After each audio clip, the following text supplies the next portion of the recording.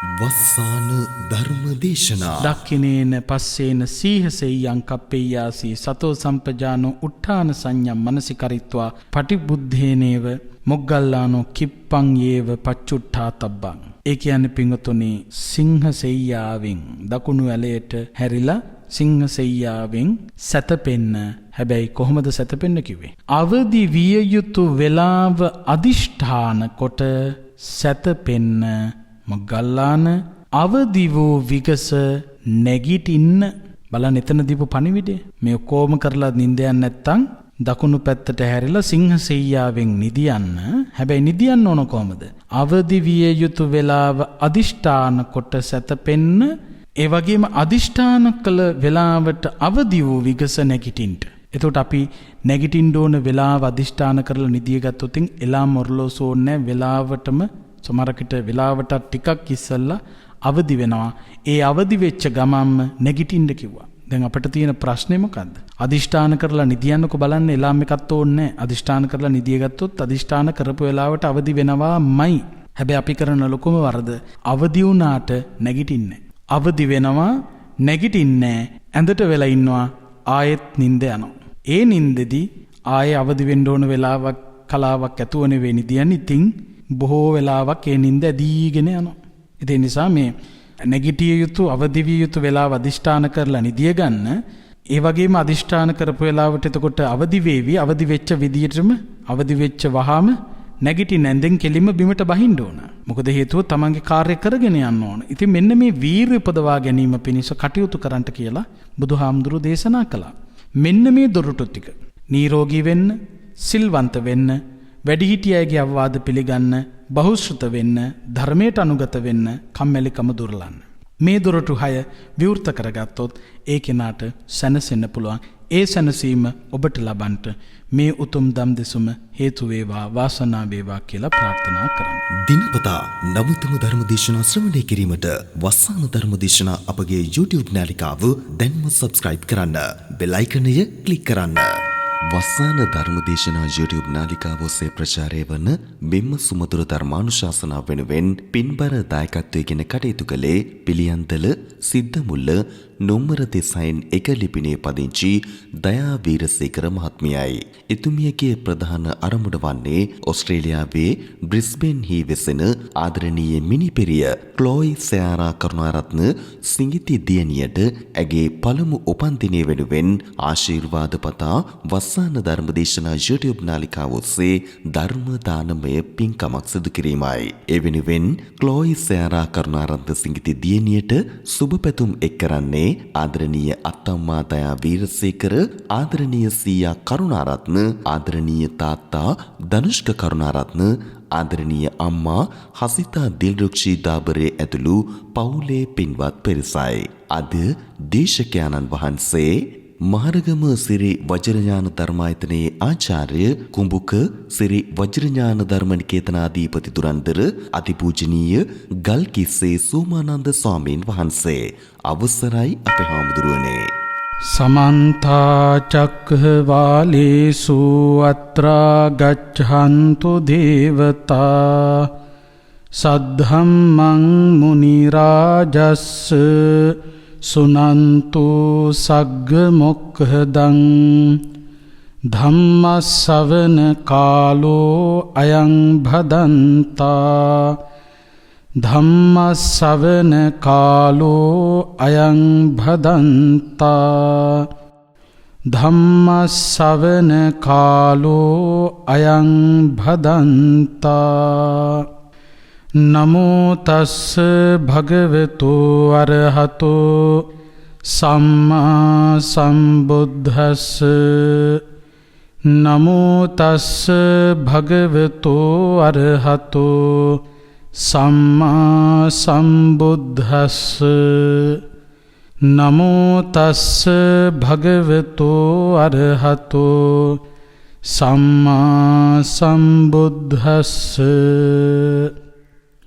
ආරෝග්‍ය මිච්ඡේ පරමංච ලාභං සීලංච බුද්ධානුමතං සුතංච ධම්මානුවත් අත්තිච අලීනතාච අත්හස්සද්වාරා පමුක්ඛා චලේති. ශ්‍රද්ධාවන්ත කාරුණික පිංතුනි, සුපුරුදු පරිදි වස්සාන ධර්මදේශනා YouTube නාලිකාව ඔස්සේ ඔබ වෙත ගෙනෙන සදැහැති දායකත්ව ධර්මදේශනාව ශ්‍රවණය කිරීමටයි කවුරුත් මේ වෙලාවේදී බලාපොරොත්තු වෙන්නේ. අද මේ උතුම් ධර්මානුශාසනාවේ සදැහැති දායකත්වය අරගෙන කටයුතු කරන්නේ පිළියන්දල සිද්ධමුල්ල අංක 36න් 1 යන ලිපිනේ පදිංචි දයාවීරසේකර මහත්මිය ඇතුළු පවුලේ පිංතුන්. එතුමිය විශේෂයෙන් බලාපොරොත්තු වෙනවා ඔස්ට්‍රේලියාවේ බ්‍රිස්බේන්හි වෙසෙන ආදරණීය මිනිපිරිය ක්ලෝයි සයාරා කරුණාරත්න සිඟිති දියණියට විශේෂයෙන් දෝගේ පළමුවන උපන්දිනය නිමිති කරගෙන දුවට ආශිර්වාද ප්‍රාර්ථනා කරන්න. සත්පුරුෂ අත්තම්ම කෙනෙක් හැටියට දයාවීරසේකර මහත්මිය, එවැගේම සීයා කරුණාරත්න මහත්මයා, එවැගේම ආදරණීය පියතුමන් ධනුෂ්ක කරුණාරත්න, ආදරණීය මෑණියන් හසිතා දිල්රුක්ෂි දාබරේ ගමගේ ඇතුළු පවුලේ පින්වතුනුයි මේ උතුම් පින්කම අද සම්පූර්ණත්වයට පත් කරන්නේ. ලෝතර බුදුරජාණන් වහන්සේ අපට හිතසුව පිණිස දේශනා කරපු ධර්මයේ තරම් හිතසුව පිණිස පවතින තවත් අනුශාසනාවක් ඇත්තේ නැහැ.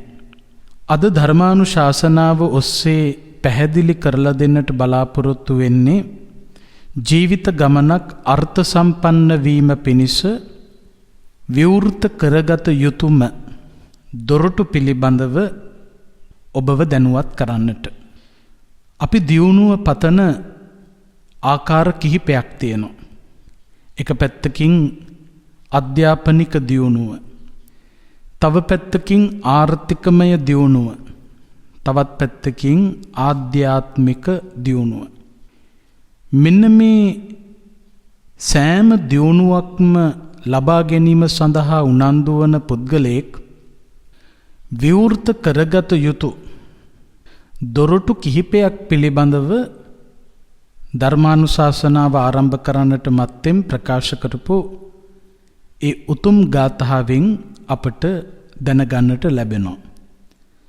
බුදුරජාණන් වහන්සේ දේශනා කළා ආරෝග්‍ය මිච්ඡේ පරමංච ලාභං. දියුණුව පතන ඕනෑම කෙනෙක් ළඟ නිරෝගීකම තිබිය යුතුයි.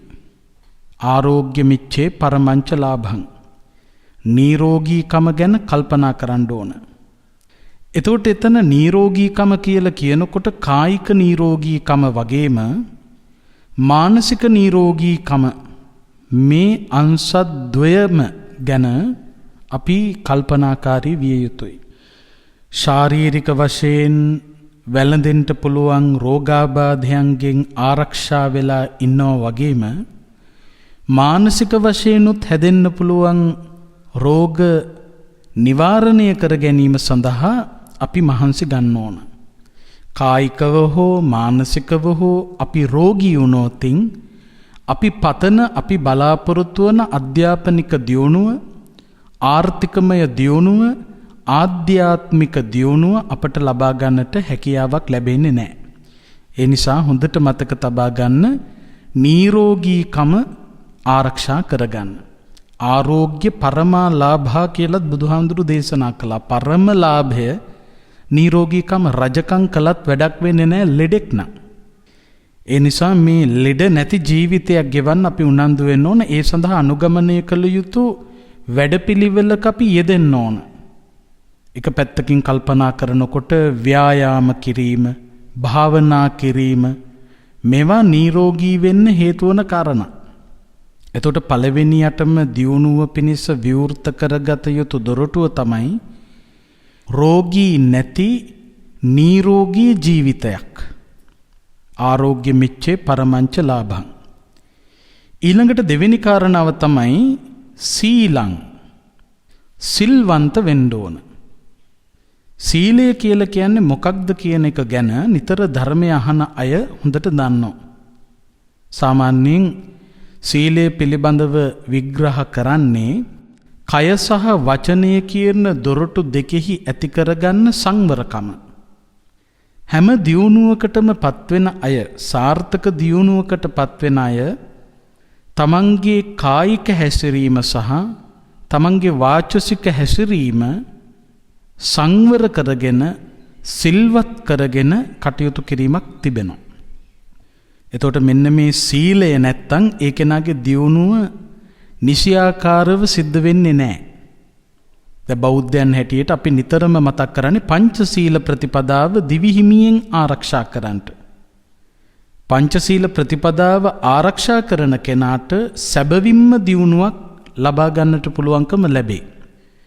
දැන් බලන්න පින්වතුනි, දුස්සීලකම් කරන්න ගියොත් අධ්‍යාපනය ලබන කාලේ, ආර්ථිකය ශක්තිමත් කරගන්න වෑයම් කරන කාලේ, ඒ වගේම ආධ්‍යාත්මික වශයෙන් දියුණු විය යුතු කාලේ, අන්නේ කියන දුස්සීල ප්‍රතිපදාවන්හි යෙදෙන්නට ගත්තොතින් ඔබට ඒ අංශවල දියුණුව ලබන්නට පුළුවන්කමක් ලැබෙන්නේ නැහැ. අපිට සමාජය දිහා බලනකොට හොඳටම දකින්න ලැබෙනවා, සමහරක් විට මේ අධ්‍යාපනය ලබන කාලේ සමහර දරුවෝ වැරදි වැඩවලට යොමු වෙලා, සමහරක් විට සත්තු මරන්න, සමහර විට මිනි මරන්න, හොරකම් කරන්න, ඒ වගේම කාමයන්හි වැරදි විදියට යෙදෙන්න, බොරු කියන්න, මත්ද්‍රව්‍ය භාවිත කරන්න, මෙන්න මේ විදියට නොමනා කටයුතු වලට යෙදෙන්න ගියාම ඒ දරුවන්ට සිදු වෙන්නේ කුමක්ද?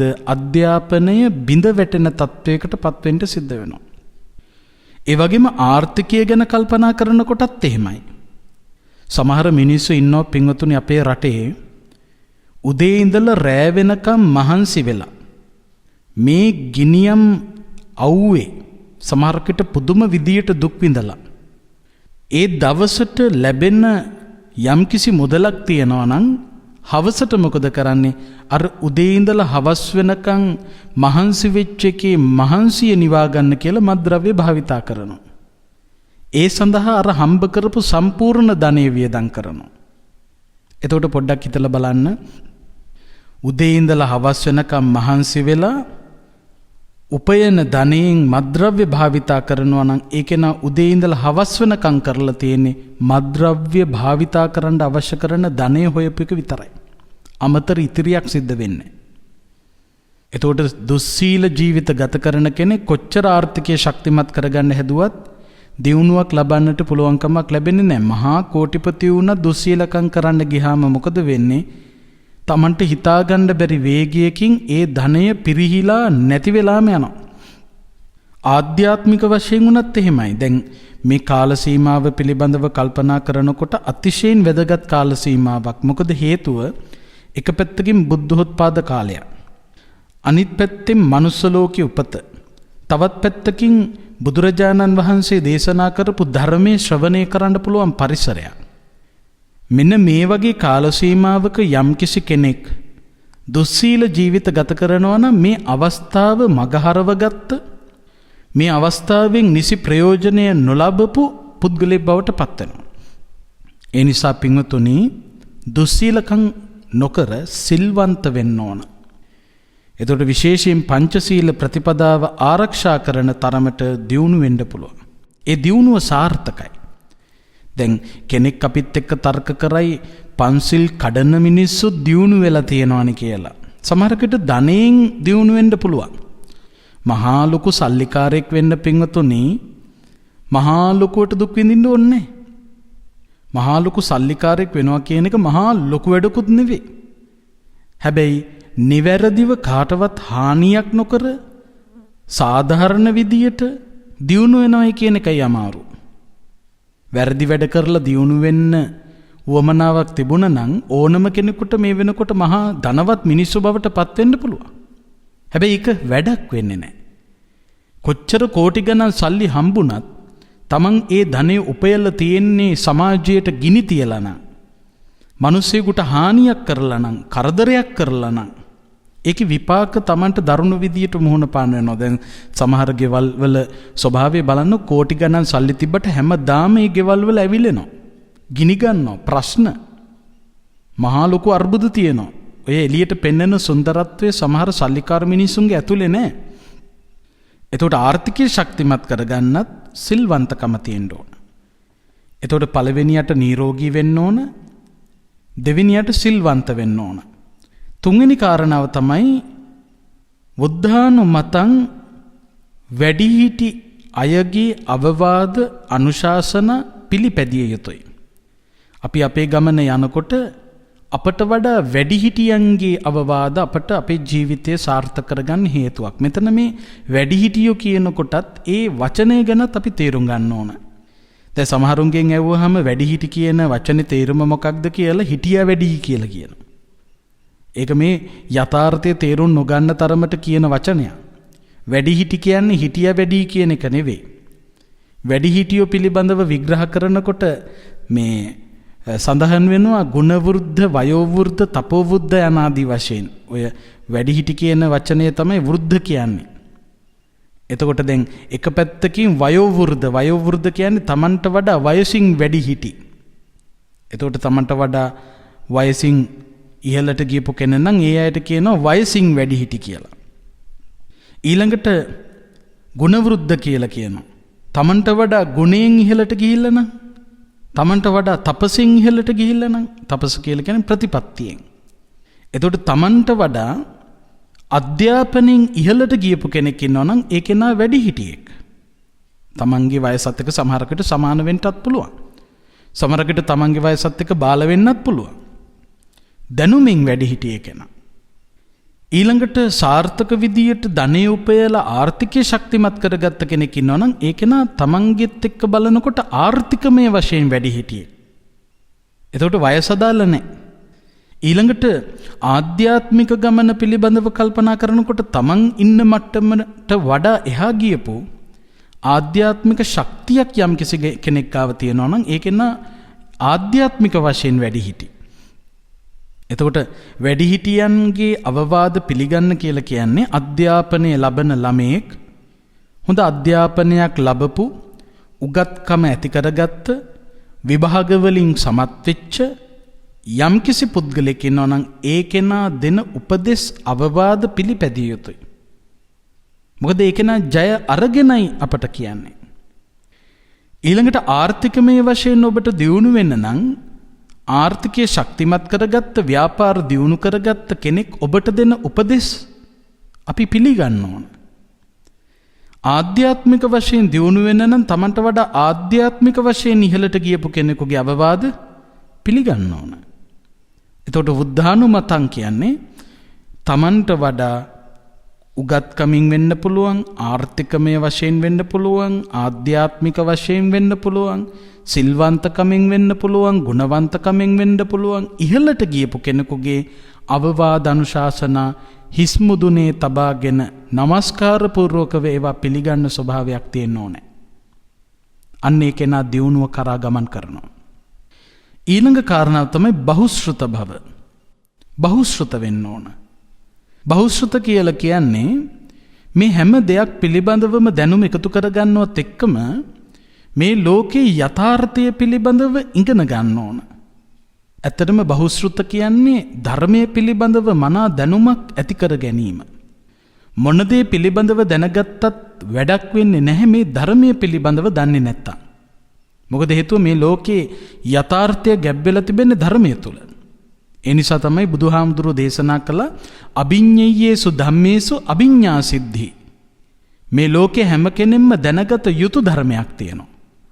අන්නේ දැනගත යුතු ධර්මය යම්කිසි කෙනෙක් දැනගත්තා නම් එය 이르දියක් හැටියට බුදුහාමුදුරුවෝ දේශනා කළා. එතකොට මේ ලෝකේ හැම කෙනෙක්ම දැනගත යුතු ධර්මය කුමක්ද? දැනගත යුතු ධර්මය තමයි පින්වතුනි සතර පරමාර්ථ ධර්ම ගැන. ජාති භේදයකින් තොරව, ආගම් භේදයකින් තොරව, කුලමල භේදයකින් තොරව මේ ලෝකේ ජීවත් වෙන මිනිස්සු මේ ලෝකේ පෙනෙන දේ ඇතුළේ තිබෙන ගැඹුර දකින්න ඕන. එතකොට සතර පරමාර්ථ ධර්ම කියලා කියන්නේ චිත්ත චෛතසික රූප නිබ්බාන. අපි මේක ගැඹුරින් විග්‍රහ කරලා දුන්නොත් බුදුහාමුදුරුවෝ දේශනා කරපු ධර්මය කොටස් දෙකකට බෙදන්න පුළුවන්. ඒවට කියනවා ද්විවිධ දේශනා. විදි දෙකක්. ඒ තමයි සම්මුති දේශනා සහ පරමත්ත දේශනා. සම්මුති දේශනාව කියලා කියන්නේ කුමක්ද? සම්මුති දේශනාව කියන්නේ ලෝක සම්මුතිය තුල පිහිටා බුදුහාමුදුරුවෝ සිදු කරපු දේශනාව. පරමත්ත දේශනාව කියලා කියන්නේ ලෝක සම්මුතියෙන් එහා ගිහිල්ලා ලෝක ව්‍යවහාරයෙන් එහා ගිහිල්ලා ඉක්මවා ගිහිල්ලා සිදු කරපු දේශනාව. එතකොට දැන් ලෝක ව්‍යවහාරයෙන් එහා ගිහිල්ලා ව්‍යවහාරය කියලා කියන්නේ ලෝකයා පාවිච්චි කරන කතාවක් වචන මේවයින් එහා ගිහිල්ලා ප්‍රකාශ කරපු දේශනාව. එතකොට ඒකට තමයි සතර පරමාර්ථ ධර්ම කියන්නේ. එහෙම නැත්නම් පරමත්ත දේශනාව කියන්නේ. එහෙම නැත්නම් අභිධර්ම දේශනාව කියන්නේ. ඒතර පරමත්ත දේශනාව තමයි අභිධර්ම දේශනාව. අභිධම්ම කියන වචනේ තේරුම මොකක්ද? අභි කියන්නේ ගැඹුරුයි. එතකොට දැන් සම්මුති දේශනාව කියන්නේ ගැඹුරු නෑ, සරලයි. පරමත්ත දේශනාව කියන්නේ සරල නෑ, ගැඹුරුයි. එතකොට ගැඹුරුයි කියලා එතනදී අදහස් කරන්නේ තේරුම් ගන්න බෑ කියන එක නෙවෙයි. සම්මුති ලෝකයේ අපට දකින්න ලැබෙන දේ ඇතුළත තිබෙන යථා ස්වභාවය පෙන්නන ධර්මය තමයි අභිධර්මය. ගැඹුර පෙන්නන ධර්මය තමයි අභිධර්මය. ස්කන්ධ ධාතු ආයතන වශයෙන් විග්‍රහ කරලා දීලා තියෙනවා. ඒ කියන්නේ අපිට මේ පේන එකේ ඇතුළේදී පේන එක හැදුණු විදිය. දැන් හිත ගැන කල්පනා කළොත් අපි සාමාන්‍ය සම්මුති ලෝකයේ මිනිස්සු හිත ගැන අල්ලගෙන ඉන්න ක්‍රමයක් තියෙනවානේ. අපි හිත ගැන අල්ලගෙන තියෙන විදිය. දැන් සමහර විට සමහරු කියනවා මේ මගේ හිත රිදුණා. මම මේ වෙන සිහියක හිත තියාගෙන හිටියේ. මගේ හිත හරියටම මේ කම්පා වෙලා තියෙන්නේ. මගේ හිත මේ වෙන තැනක තියෙන්නේ. සාමාන්‍ය සම්මුතියෙන් මේ මිනිස්සු හිත කිව්වහම හිත ගැන ඇඳගෙන ඉන්න චිත්‍රයක් තියෙනවා. හැබැයි ඔය අපි හිතේ ඇඳගත්තු සම්මුතියෙන් ගත්ත සිත ගැන ඇතුලේ ස්වභාවය කුමක්ද කියන එක අභිධර්මයේ චිත්තපාදයේදී හොඳටම විග්‍රහ කරලා තියෙනවා. පරිශීලනය කරපු අය දන්නවා ඇති අභිධර්මයේ චිත්තපාදේ මේ හිත ගැන ඊට පස්සේ චෛතසික මේ හිතත් එක්කම ගොඩනැගෙන සිතිවිලි ගැන. එතකොට මේ සම්මුතියෙන් මේ ලෝකෙ මිනිස්සු කතා කරන දෙයට වඩා ගැඹුරක් අර පරමත්ත දේශනාවේදී තියෙනවා. දැන් උදාහරණයක් ඇටියට ගත්තොත් අපිට මේ සම්මුතියෙන් පේන දේ මේ පේනේවා ඒ විදියටම අපි ග්‍රහණය කරනවා තමයි. හැබැයි මේක ඇතුළෙත් කතාවක් තියෙනවානේ. ඒ ඇතුළේ කතාව අපි තේරුම් ගන්න නැහැනේ. සමහරකට දන්නවා දැනගත්තත් තේරුම් ගන්න නැහැනේ. දැන් හොඳ උදාහරණයක් ගත්තොත් හිස් ඉඩමක් තියෙනවා. මේ හිස් ඉඩම අපි මිලදී ගන්නවා. හිස් ඉඩම මිලදී අරගෙන අපි මොකද කරන්නේ? ඒ ඉඩමේ තමන් හදන්න කැමති ගෘහයේ නැත්තම් ගොඩනැගිල්ලේ සටහනක් ඇඳ ගන්නවා. ප්ලෑන් එකක් ඇඳ ගන්නවා. ප්ලෑන් එක ඇඳගෙන අපි මොකද කරන්නේ? කොන්ත්‍රාත්කරුවෙකුට බාර දෙනවා මට මෙන්න මේ ප්ලෑන් එකට අදාළ ගෙදර හදලා දෙන්න. කොන්ත්‍රාත්කරුවා මොකද කරන්නේ? මේ ප්ලෑන් එක අතට අරගෙන අධ්‍යයනය කරලා ගේ හදන්න පටන් ගන්නවා. ගේ හදන්න පටන් ගන්නකොට මොකද කරන්නේ?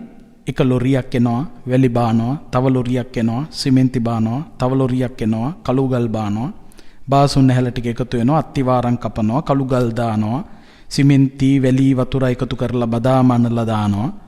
ටික ටික ගේ හදාගෙන ගොඩ නගාගෙන යනවා. මේ ගේ හදාගෙන යනකොට ඔබේ මිතුරෙක් ඔබට කතා කරලා කියනවා අපි මේ ගෙවල් පැත්තේ එන්න කියලායි කල්පනා කළේ, ඇවිල්ලා යන්නද? බොහෝ විට ඔබ දෙන උත්තරේ මොකද්ද? අපෝ දැම්මනම් අපේ ගෙවල් පැත්තේ එන්න එපා, ගේ හදාගෙන යන ගමන් තියෙන්නේ. හැදුවට පස්සේ මං කියන්නම්කෝ එතකොට ඇවිල්ලා යන්න. දැන් සමහර විට සමහරු මේ එන්න එපා කියලා කියාගන්න බැරි කමට එන්න කියලා කියනවා. හැබැයි ඇතුලේ ක්‍රියාත්මක වෙන පණිවිඩය තමයි මං අර කිව්වේ. අපි මේ ගේ හදාගෙන යන්නේ දැම්මනම් එන්න එපා, හැදුවට පස්සේ එන්න. ඕක තමයි හැමෝගෙම ඇතුලෙන් එන පණිවිඩය. එතකොට මං අහන්නේ පින්වතුනි, ගයක් හදාගෙන යනකොට ඇයි අපි මිනිස්සු එනවට අකමැති? හේතුවක් තියෙන්න එපේ. ගයක් හදාගෙන යනකොට මිනිස්සු අපේ ගෙදරට එනවට අපි අකමැති ඇයි? ඒ හදාගෙන යන ගෙදර ලස්සන නෑ, කැතයි. ඒ හදාගෙන යනගේ ලස්සන නෑ, කැතයි. ඊට පස්සේ මොකද කරන්නේ පින්වතුනි? මේ ගේ හදාගෙන යනවා, සම්පූර්ණ කරනවා, තීන්තත් ගන්නවා, වැඩ ඉවර කරනවා. ඊට පස්සේ කවුරු හරි ඇහුවොත් අපි ගෙවල් පැත්තේ එන්න කියලා ගෙදරට එනකන් කතා කර අහනවා කොයි හරියද ඉන්නේ කියලා. ඒ කියන්නේ බොහොම ආශාවෙන් ගෙදර පෙන්නනවා. ඒ විතරක් නෙවෙයි, හදපු ගයක් Tamanට උනත් එළියට ගිහිල්ලා ගේ දිහා බලාගෙන පැය 24ක් වුණත් ඉන්න පුළුවන්. ඒ තරම් ලස්සනයි. හැබැයි ඒ ලස්සන ගේ හැදුවේ කැත කොටස් ටිකක් එකතු කරලායි. කැත කොටස් ටිකක් එකතු කරලා හදලා ඉවර වෙච්ච ගේ තමයි ලස්සන. වැඩ ඉවර නොකළ ගයක් ලස්සන නෑ. වැඩ අවසන් කළ ගයක් තමයි ලස්සන. වැඩ අවසන් වනතෙක් ඇයි ගේ කැත? වැඩ අවසන් වනතෙක් එකතු කරපුවා කැතයි. කැත කොටස් එකතු කර හැදුවට පස්සේ ගේ ලස්සනයි. අන්න සම්මුති වශයෙන් අපි මේ හදපු ගේ ලස්සනයි කියලා අල්ලගන්නවා. හැබැයි මේ ලස්සනයි කියලා අල්ලගත්ත ගේ ඇතුලේ තියෙන කෑලි කොටස් ගැන කල්පනා කළොත් ඒ කොටස් එකින් එක ගත්තාම ලස්සන එක කොටසක්වත් නැහැ. තීන්ත බාල්දිය දිහා බැලුවොත් ලස්සනද? වැලි ටික දිහා බැලුවම ලස්සනද? ලස්සනක් නැහැ. අර කැත කොටස් ටිකක් එකතු වෙලා තමයි අර ලස්සන නිර්මාණය කරලා තියෙන්නේ. එතකොට සම්මුති ලෝකයේ මිනිස්සු මේ ලස්සන ගයක් කියලා ග්‍රහණය කළාට පරමත්ත දේශනාව පිළිබඳව කල්පනා කරනකොට එතනදි පෙන්වන්නේ මේ ලස්සන ගේ හැදිලා තියෙන්නේ කොහොමද? මේ ලස්සන ඇති වෙලා තිබෙන්නේ මොන වගේ කොටස් එකතු වෙලාද? කොටස් වශයෙන් බෙදලා පෙන්නනවා. කෑලි වශයෙන් බෙදලා පෙන්නනවා. එකතු කරපු කොටසක් දැක්කහම ආසාව ඇති වෙනවා නම් ඒ එකතු වෙච්ච කොටස් වෙන් කරලා බලපුවාම පිළිකුල ඇති වෙනවා. දැන් මිනිස්සෙක් ගැනත් කල්පනා කළොත් ලස්සන මිනිස්සු ඉන්නවනේ පින්වතුනි. ලස්සන මිනිස්සු ඉන්නවා. දකින්න ප්‍රියමනාප කාන්තාව ඉන්නවා, දකින්න ප්‍රියමනාප පිරිමි ඉන්නවා. මේ ලස්සනයි කියලා අපි දකින්න කාන්තාවක් ගැන නැත්තම් පුරුෂයෙක් ගැන අපි පොඩ්ඩක් හිතමු. මේ ලස්සන කාන්තාවගේ ලස්සනයි කියන කොටසක් තියනවාද? දැන් එහෙම ඇහුවාම කෙනෙක් ඇයි කෙස් කලඹ අරකයි මේකයි කියලා. හැබැයි මම මේ අහන්නේ මිනිස්සයා හැදිලා තියෙන කොටස් කිහිපයක් තියෙනවා.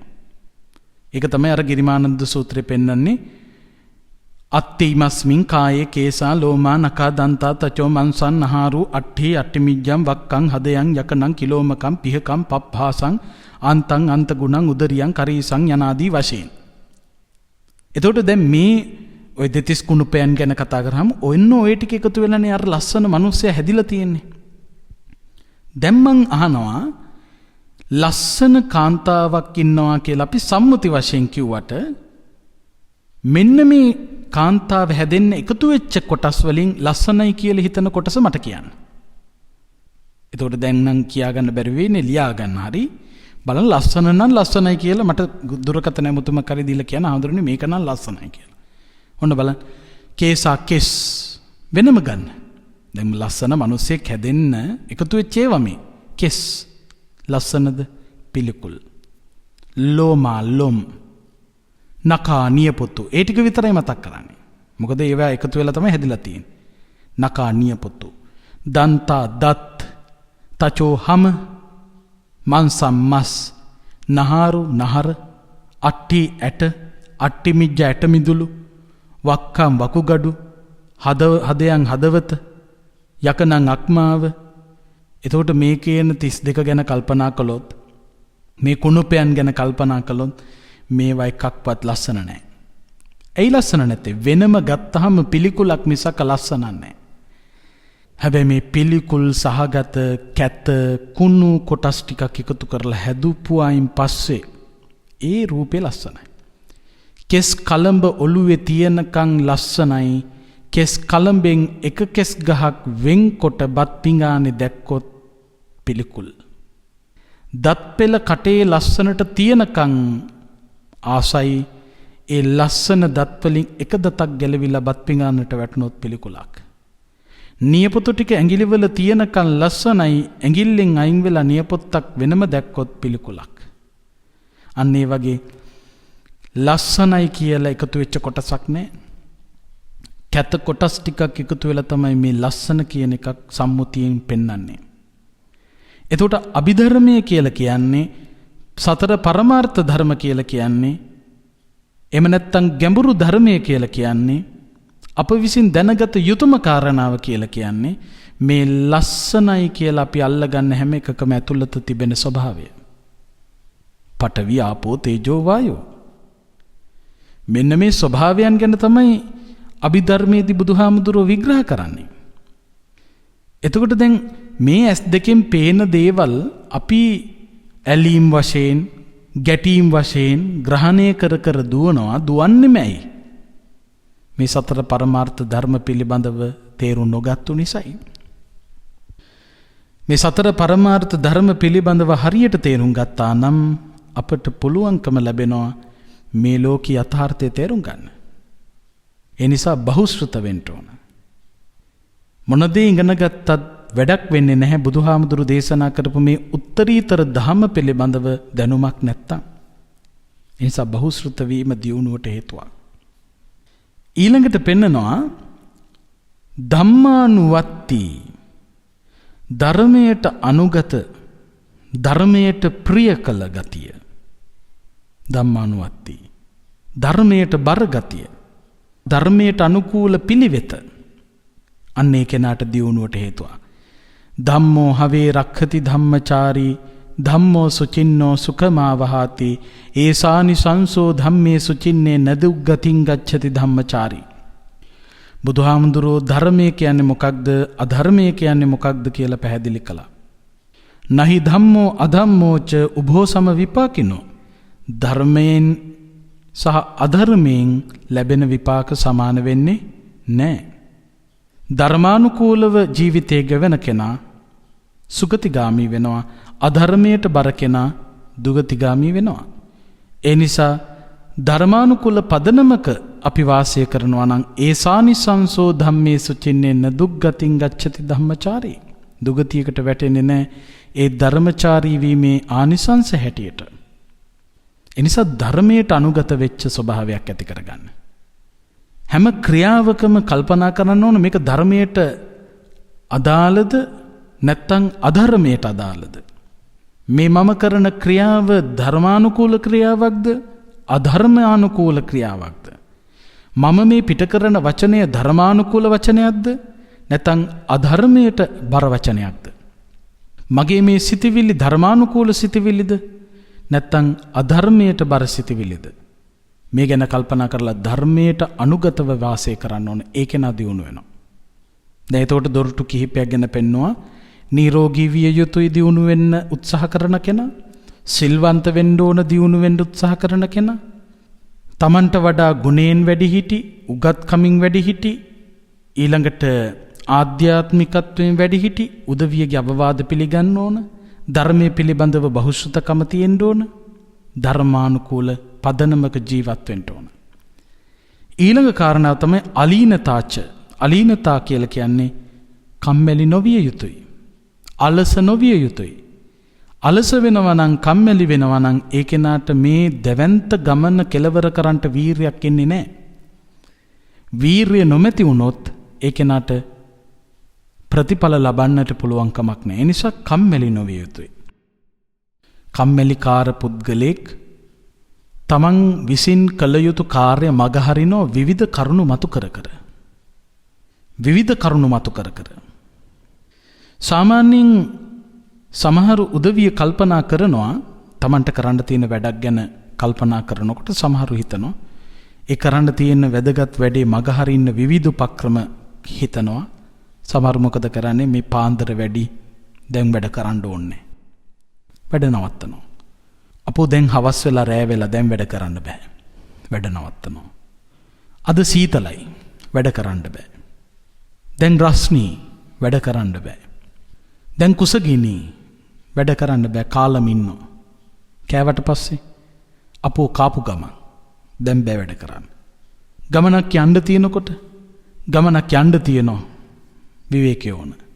ගිහින් ආවට පස්සේ ගමන ගිහින් ආවේ වැඩ කරන එක නවතිනවා. කම්මැලිකාර පුද්ගලයාගේ ලක්ෂණය. අධ්‍යාපනය ලබන දරුවෝ අතරෙත් ඉන්නවා. පාන්දර වැඩි දැන් නම් බෑ. හවස වැඩි පාඩම් කරන්න බෑ. කුසගිනි කන්නතෝ පාඩම් කරන්න බෑ. කාලේ වරුණාන් පස්සේ කාපු ගමන් දැන් කොහොමද පාඩම් කරන්න කියලා කරන්නේ. සීතලක් આવුත් අපෝ අද සීතල දවසක් පාඩම් කරන්න ඕනේ නැහැ. රස්නිය આવුත් පුදුම රස්නියක් පාඩම් කරන්න බෑ. ගමනක් යන්න තිබුණොත් ගමනක් යන්න තියෙන ලෑස්ති වෙන්න ඕන පාඩම් කරන්න බෑ. ගිහින් ආපු ගමන් ගමනක් ගිහින් ආවේ යන්න බෑ. පාඩම් කරන්න බෑ. කම්මැලිකම.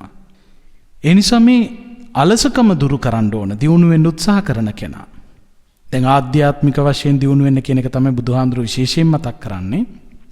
මේ ආධ්‍යාත්මික වශයෙන් දියුණු වෙන්න නම් විශේෂයෙන් ආධ්‍යාත්මික දියුණුව කියලා අපි කියන්නේ අඩුම ගානේ මේ මාර්ගඵල අවබෝධ කර ගැනීමනේ. සෝතාපන්න ඵලයටවත්පත් වෙන්න දෙපේ. එතකොට මේ සෝවාන් සකෘදාගාමි අනාගාමි අරහත් ආදී මාර්ගඵල අවබෝධ කර ගැනීමට නම් ඒ සඳහා දැඩි වීරයක් තියෙන්න ඕන. නිකම් මේ වාඩි වෙලා නැගිටිනකොට රහත් වෙන්න බෑ. ඒ තරම් වාසනාවන්ත කාලයක් නෙවෙයි. පේනවනේ තත්පරයක් පාසා මේ හිතේ තණ්හාව වර්ධනය කරන කිලිටි සිතිවිලි වර්ධනය කරන දේවල්මනේ අපිට දකින්න අහන්න ලැබෙන්නේ. ඒ නිසා පින්වතුනි අපට ලේසි නෑ. ගොඩක් වෙහෙසෙන්න ඕන, මහන්සි ගන්න ඕන.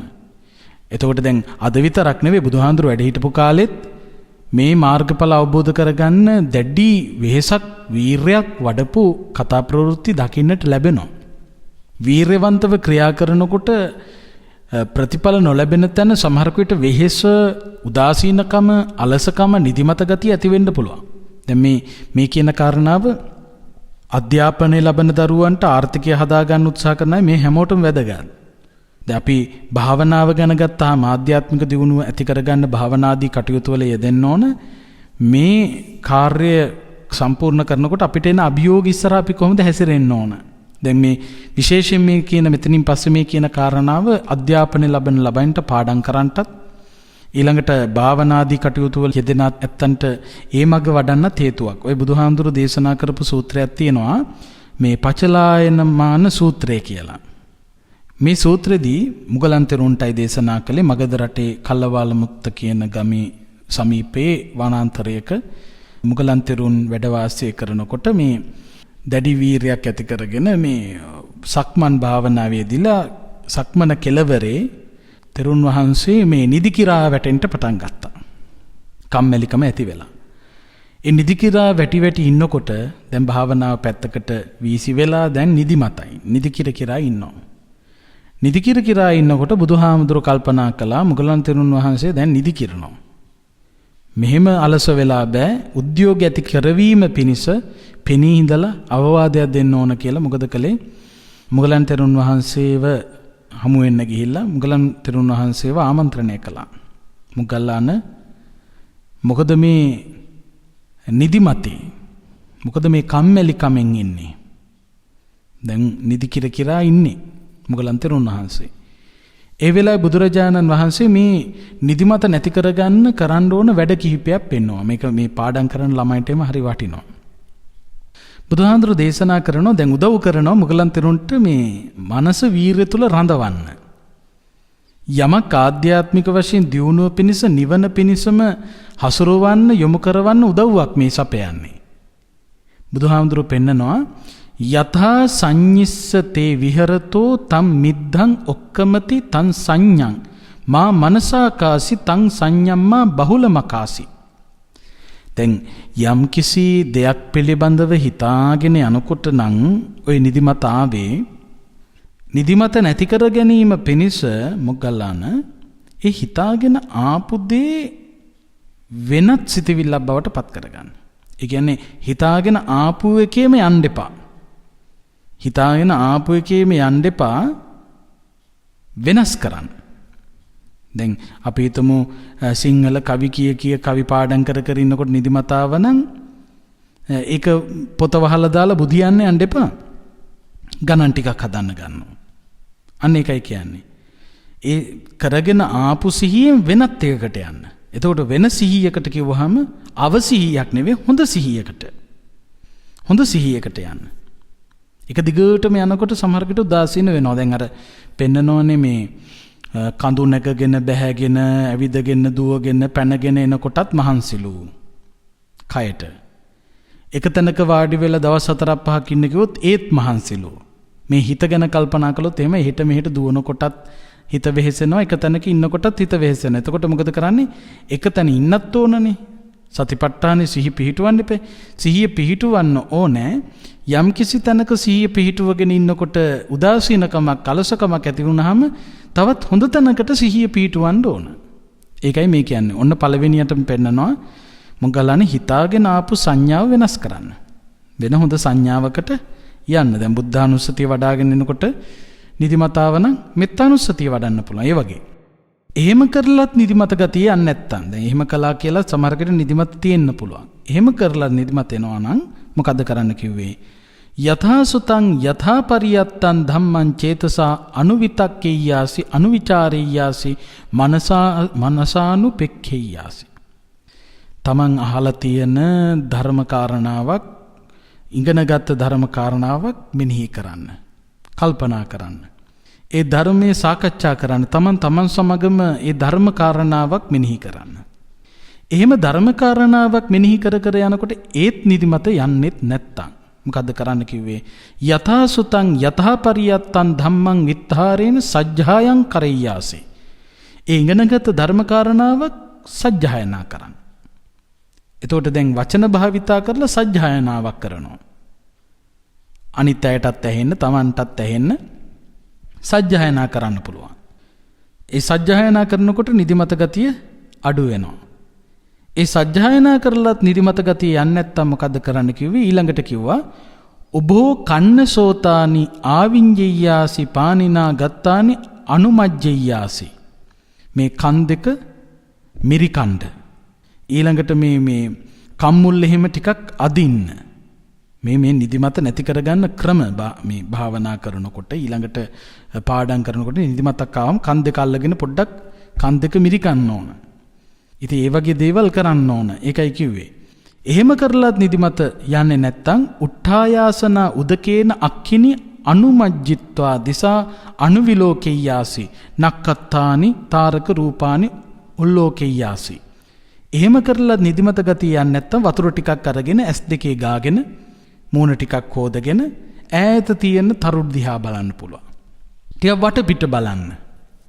එහා මෙහා ටික වටපිට බලන්න, ඈත තියෙන දෙයක් දිහා බලන්න. එතකොට නිදිමත ගතිය අඩු වෙනවා. එහෙම කරලත් නිදිමත ගතිය යන්නේ නැත්තම් මොකද්ද කරන්න කිව්වේ? ආලෝක සංඥම් මනසිකරෙය්‍යාසි දිවා සංඥං අදිත්තේයාසි යතහා දිවා තතහා රත්තිං යතහා රත්තිං තතහා දිවා ඉති විවටේන චේතසා අපරියෝනද්දේන සප්ප භාසංචිත්තං භාවීයාසි. දැන් රාත්‍රී කාලේ ඉන්නකොට තමන් හිතන්න ඕන රාත්‍රී කාලේ හිටියට මම මේ ඉන්නේ දිවා කාලය තුලයි කියලා ආලෝක සංඥාව ඇති කරගන්න. මේ දවල් කාලය. මේ දවල් කාලයේ තමයි මං ඉන්නේ කියන සංඥාව ඇති කරගත්තාම කොයි විදියටද දවල් කාලේ වැඩ කරන්නේ? ආන් මේ වගේ දිවා කාලය තමයි මේ කියන ආලෝක සංඥාව මෙනෙහි කරන්න ඕන. එහෙම කරලා නිදිමත යන්නේ නැත්තම් ඊට පස්සේ මොකද්ද කරන්න කිව්වේ? පච්ඡාපුරේ සංඤි චංකමං අදිත්තේයාසි අන්තෝගතේහි ඉන්ද්‍රියේහි අභිගතේන මානසේන. සක්මන් භාවනාවේ දෙන්න. සක්මන් කරන්න. එතකොට සක්මන් කරනකොට මොකද වෙන්නේ? මේ නිදිමත ගතිය නැති කරගන්න පුළුවන්. ඊළඟට පෙන්නනවා එහෙම කරලත් නිදිමත ගතිය යන්නේ නැත්නම් දක්ඛිනේන පස්සේන සීහසෙය්‍යං කප්පෙය්‍යාසි සතෝ සම්පජානෝ උට්ඨාන සංඤම් මනසිකරිත්වා පටිබුද්ධේනේව මොග්ගල්ලානෝ කිප්පං යේව පච්චුට්ඨාතබ්බං. ඒ කියන්නේ පිංගුතුනි මේ ඔක්කොම කරලත් නිදිමත ගතිය යන්නේ නැත්නම් සිංහසෙය්‍යාවෙන් දකුණු ඇලයට හැරිලා සිංහසෙය්‍යාවෙන් සැතපෙන්න. හැබැයි කොහොමද සැතපෙන්න කිව්වේ? දැන් මේ ටික කරලා නිදිමත යන්නේ නැත්නම් ඒ කියන්නේ නිදියන්න ඕන කියන එකයි. මේ ටික ඔක්කොම කරලත් නිින්ද යනවා නම් සිංහසෙය්‍යාවෙන් සැතපෙන්න. හැබැයි සැතපෙන්න ඕන විදියෙන් ගන්නවා. මොකද්ද කිව්වේ ක්‍රමේ? අවදි විය යුතු වේලාව අදිෂ්ඨාන කොට සැතපෙන්න මොග්ගල්ලාන අවදි වූ විගස නැගිටින්න. බලන්න එතන දීපු පණිවිඩය. මේ ඔක්කොම කරලා නිින්දයන් නැත්තම් දකුණු පැත්තට හැරිලා සිංහසෙයියාවෙන් නිදියන්න. හැබැයි නිදියන්න ඕන කොහමද? අවදි විය යුතු වේලාව අදිෂ්ඨාන කොට සැතපෙන්න. ඒ වගේම අදිෂ්ඨාන කළ වේලාවට අවදි වූ විගස නැගිටින්න. එතකොට අපි නැගිටින්න ඕන වේලාව අදිෂ්ඨාන කරලා නිදිය ගත්තොත් එලාම් ඔරලෝසු ඕනේ වේලාවටම සමහරකට වේලාවට ටිකක් ඉස්සෙල්ලා අවදි වෙනවා. ඒ අවදි වෙච්ච ගමන්ම නැගිටින්න කිව්වා. දැන් අපිට තියෙන ප්‍රශ්නේ මොකද්ද? අදිෂ්ඨාන කරලා නිදියන්නකො බලන්න එලාම් එකක් ඕනේ. අදිෂ්ඨාන කරලා නිදිය ගත්තොත් අදිෂ්ඨාන කරපු වෙලාවට අවදි වෙනවාමයි. හැබැයි අපි කරන ලොකුම වරද අවදි වුණාට නැගිටින්නේ. අවදි වෙනවා නැගිටින්නේ. ඇඳට වෙලා ඉන්නවා ආයෙත් නිින්ද යනවා.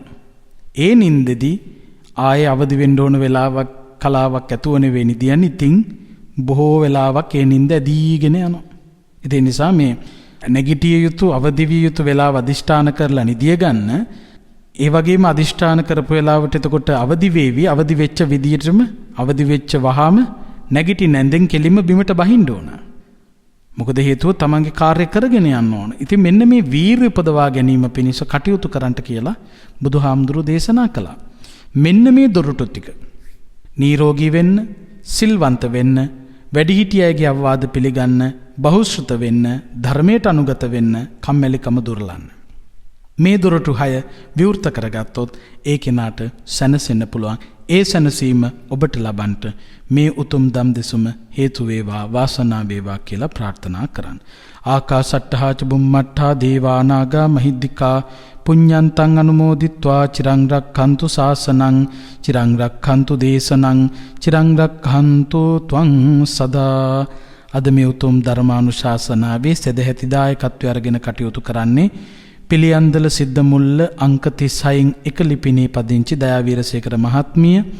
එතුමිය විශේෂයෙන් බලාපොරොත්තු වෙන ඕස්ට්‍රේලියාවේ බ්‍රිස්බේන්හි වෙසෙන ආදරණීය මිනිපිරිය ක්ලෝයි සයාරා කරුණාරත්න චූටි දූට පළමුවෙනි උපන්දිනය නිමිති කරගෙන ආශිර්වාද ප්‍රාර්ථනා කරන්න. විශේෂයෙන් දයාවීරසේකර අත්තම්මා, ඒ වගේම කරුණාරත්න සීයා, ධනුෂ්ක කරුණාරත්න තාත්තා, හසිතා දිල්රුක්ෂි මෑණියන් අම්මා ඇතුළු කොට ඇති පින්වත් කොයි කවුරුත් එකතු වෙලා මේ උතුම් පින්කම සිද්ධ කරනවා. ඒත් එක්කම දයාවීරසේකර මහත්මිය බලාපොරොත්තු වෙනවා පරලෝසපත් දයාබර දෙමව්පියන් වන KGA රොසලින් ආදරණීය මෑණියන්ට පින් දෙන්නත්, චාර්ලිස් වීරසේකර ආදරණීය පියාණන්ට, ජිනදාස වීරසේකර සහෝදරයාට, කරුණාරත්න මහත්මයාගේ ආදරණීය පියාණන් ඇතුළු දෙපාර්ශවයේම නමින් පරලෝසපත් සියලුම ඥාතීන්ට පින් අනුමෝදන් කරන්නට බලාපොරොත්තු වෙනවා. ඒ වගේම දයාවීරසේකර මහත්මියගේ ආදරණීය ස්වාමි පුරුෂයාණන් වන කරුණාරත්න මහත්මයාට සෙත් පතන්නත්, එතුමාගේ පවුලේ සියලු දෙනාටම නිදුක් නිරෝගී සුව ප්‍රාර්ථනා කරන්නටත් බලාපොරොත්තු වෙනවා. ඒ වගේම ධර්ම ශ්‍රවණය කළ රටවැසි ලෝවැසි සියලු දෙනාටම සසර දුක් නිමා කොට උතුම් අමා මහ නිවනින් සැනසීම පිණිසත් වසාන ධර්ම දේශනා YouTube නාලිකාවේ ගයන් දුෂ්‍යන්ත මහත්මයා ඇතුළු සමස්ත කාර්ය මණ්ඩලයටත් පවුලේ පිඟුතුන්ටත්, ඒ වගේම ඔබට නිරතුරුවම දම් දෙසුම් පවත්වන ගෞරවනීය මහා සංඝරත්නයට සෙත් ප්‍රාර්ථනා කරන්නටත් බලාපොරොත්තු වෙනවා. ඉතින් නම් සඳහන් කළ නොකළ නමින් මියගිය ඥාතීන්ටත් දෙවියන්ටත් පින් අනුමෝදන් කරමු. ඥාතීන් දෙවියෝ මෙපින් අනුමෝදන්ව සසර දුකින් එතරව උතුම් නිවනින් සැනසෙත්වා කියන හැඟීමෙන් ඉදම්මේ ඥාතේනං හෝතු සුඛිතා හොන්තු ඥාතයෝ ඉදම්මේ ඥාතේනං හෝතු සුඛිතා හොන්තු ඥාතයෝ ඉදම්මේ ඥාතේනං හෝතු සුඛිතා හොන්තු ඥාතයෝ ඉත්තාවතාච අම්හෙහි සම්භතම් පුඤ්ඤ සම්පදං සබ්බේ දේවානුමෝදන්තු සබ්බ සම්පත්ති සිද්ධියා ඉත්තාවතාච අම්හෙහි සම්භතම් පුඤ්ඤ සම්පදං සබ්බේ දේවානුමෝදන්තු සබ්බ සම්පත්ති සිද්ධියා ඉත්තාවතාච අම්හෙහි සම්භතම් පුඤ්ඤ සම්පදං සබ්බේ දේවානුමෝදන්තු සබ්බ සම්පත්ති සිද්ධියා. මෙසේ රැස් කරගත් සකල කුසලානිසංසයන්ගේ බලෙන් කාටත් උතුම් ධර්මාවබෝධය පිණිසම හේතු වාසනා වේවා කියලා සාදු කියලා නිවන් පතන්න. ඔහොම වන්දනා කරගන්න කවුරුන්. අභිවාදන සීලිස්ස නිච්ඡං වද්ධාපචායිනෝ චත්තාරෝ ධම්මා වඩ්ඩන්ති ආයුවන්නෝ සුඛං බලං ආයුරාරෝග්‍ය සම්පatti සග්ග සම්පatti මේවච අතෝ නිබ්බාන සම්පatti ඉමිනාතේ සමිජ්ජතු.